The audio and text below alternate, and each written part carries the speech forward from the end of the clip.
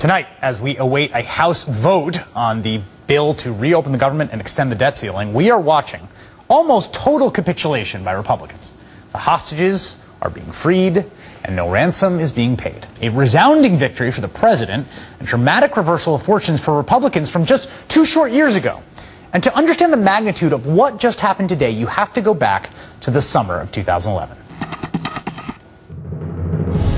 Good morning. Crisis averted. President Obama and congressional leaders agree on a plan to raise the nation's debt ceiling, but not everyone on Capitol Hill is happy. The President of the United States saying that the leaders of both chambers and both houses have agreed to a deal to avoid the first ever default in the history of the United States. A modest victory for the forces of compromise and centrism. 2 years ago, faced with a similar debt ceiling hostage situation, the president cut a deal with Republicans. You know, I got 98% of what I wanted. I'm pretty happy. In exchange for raising the nation's debt limit, Democrats agreed to sharp cuts in government spending. It was a huge victory for Republican extortion. I want to thank the American people. It's been your voices that have compelled Washington to act in the final days. Let me just stop you right there. You're not pinning this turd on us.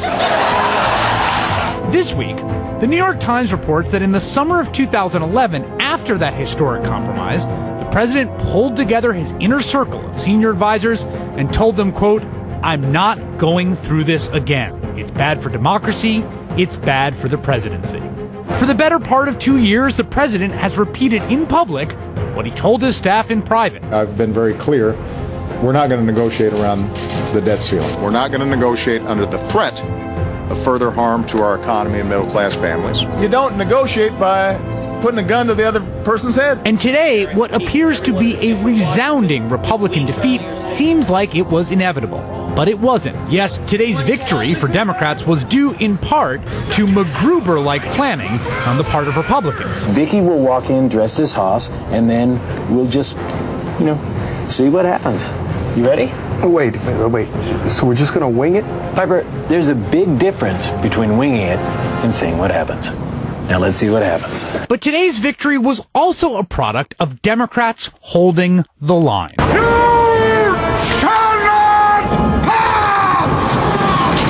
Every time Republicans threw out a new piecemeal plan to fund the government, not in my house, the Democratic response was singular. You get nothing. You lose. Good day, sir. When House Republicans voted to fund the NIH, Democrats didn't bite. And I believe that Senator Reid must take up this legislation today for the sake of those children and their health. The Republican stunt to reopen the national parks that Republicans closed was rebuffed. For political purposes, President Obama and Harry Reid wanted the government to shut down. The president and Democrats never took the bait. Let us reject this because they took hostages by shutting down the government, and now they're releasing one hostage at a time. What right do they have to pick and choose what part of government is going to be funded? We don't get to select which programs we implement or not. And as Democrats refused to cave, Republicans were banking on winning the media war. They can't, and we're going to win. I think, I know we don't want to be here, but we're going to win this, I think. But in the end, the polling told a different story. The latest NBC News poll found the Republican Party has their lowest favorable numbers in the history of the poll. With the party in disarray, Republicans rushed to cast blame. This president is determined to destroy the Republican Party. Today, Democrats defended the democratic principle. One party in one house of Congress does not get to threaten destruction in order to dictate terms of policy they lost in a national election. One can only hope that a chastened Republican Party has learned their lesson as well. We fought the good fight. We did everything we could to get them to the table and to negotiate. They just kept saying no, no, no, no.